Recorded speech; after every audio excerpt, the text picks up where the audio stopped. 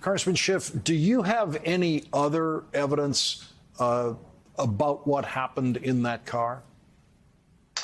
I can't comment on other evidence or testimony before the committee. All I can say is that I found Cassidy Hutchinson to be a thoroughly credible witness, telling us what she saw, what she heard. She was very careful to differentiate when she was a participant in the conversation or actions were related to her by others. She was careful to tell us what she didn't know. And as a former prosecutor, to me, those are all indicia of reliability and credibility as a witness. So I found her account, very, very credible. I also thought, frankly, of all of her testimony, what was most important, I found most shocking, is the president's acknowledgement that, or his understanding that these people in the mob were armed. And when he was told they're armed and they're potentially dangerous, his response was take down the magnetometers, that he wanted this armed group to be able to march with him to the Capitol, that they weren't there to hurt him. And later in the White House, when he was in a position of safety and was told that they were chanting "Hang Mike Pence," his response was basically "Pence deserves it." To me, as a former prosecutor and as a just plain citizen, that is the most shocking revelation about the president. The Secret Service issued a statement tonight saying that they are fully cooperating with the committee and they will provide any evidence and any testimony the committee wants. Is that a new posture for the Secret Service, or have they been cooperating all along? Well, the Secret Service is not monolithic, so some elements might be cooperating, some might be refusing. But look, we are interested in having anyone willing to come in that has relevant information to come and share that information under oath about what they saw, what they said, and we would welcome any testimony by relevant parties. What do you think is the single most important piece of evidence that the committee received today in this testimony? I really do think it was the president basically saying if these people are armed, he's okay with that because he felt that mob was not there to hurt him. Those were his people. And his response was take away the magnetometers.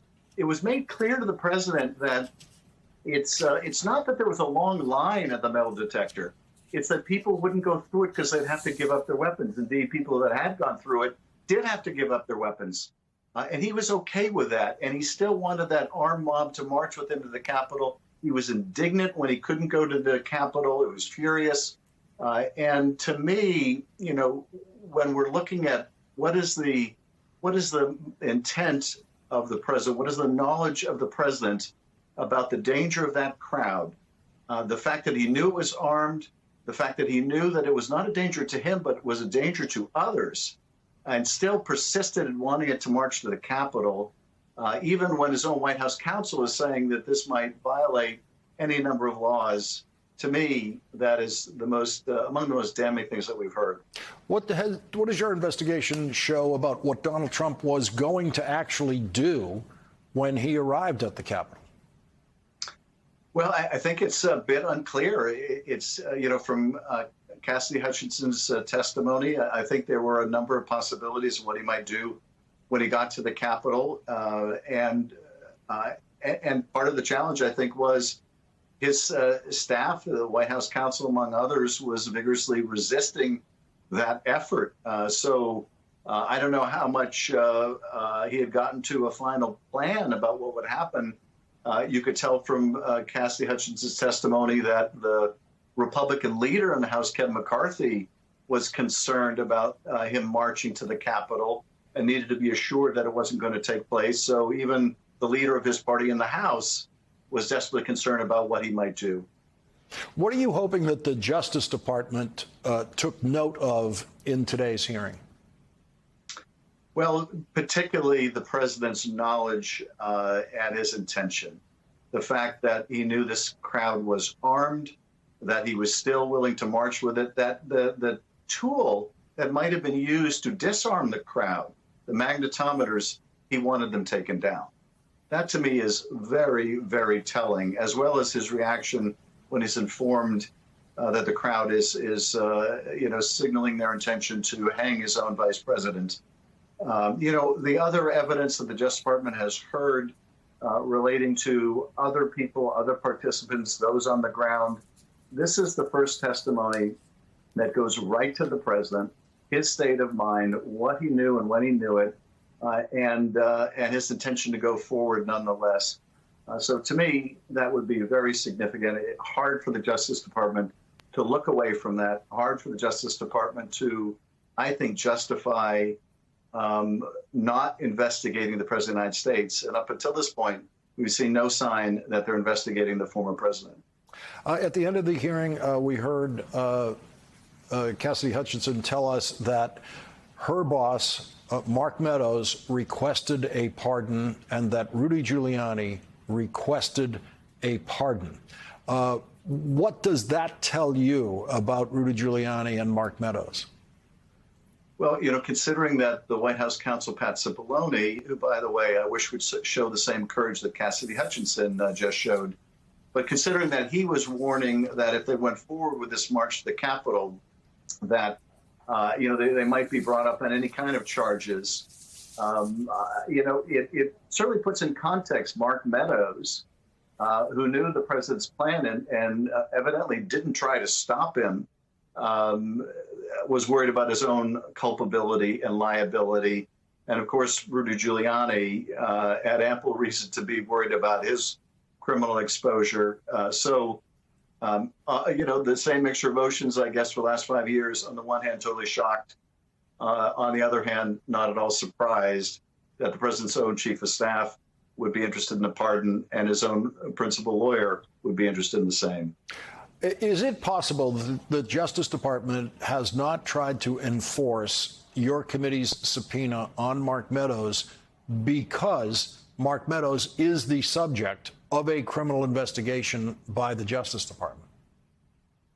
It is possible. I would like to believe that that is the case. I am skeptical, though, that that's the reason. That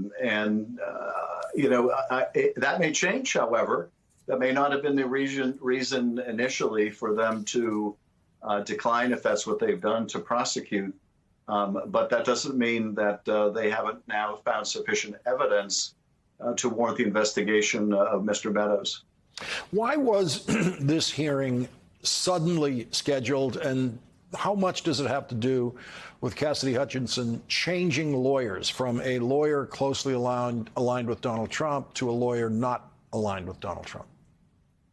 Well, certainly her changing of counsel may have been a significant development, but I don't think that was an issue in terms of the timing of our hearing. I think the timing was more a function of the urgency of getting this information out to the public, the urgency of responding to potential intimidation of witnesses in our investigation, and the need to make a strong statement that we will push back and take strong action against any threat or effort to intimidate our witnesses, and a desire by the committee to be able to make public use of the evidence she provided to pursue other leads, to encourage other people to come forward. That had more to do with the timing than anything to do with counsel. To the point of intimidating witnesses, was the point of doing this publicly today to let the people know who you believe are intimidating witnesses, that you know who they are and what they're doing? It was certainly, I think, one part of the purpose of our presentation today, and that is to put people on notice that if they try to intimidate witnesses, that they face potential criminal liability for doing so, and they need to know that we're aware of their actions, and that others that might be inclined to try to influence witness testimony need to know how seriously the committee will take those actions.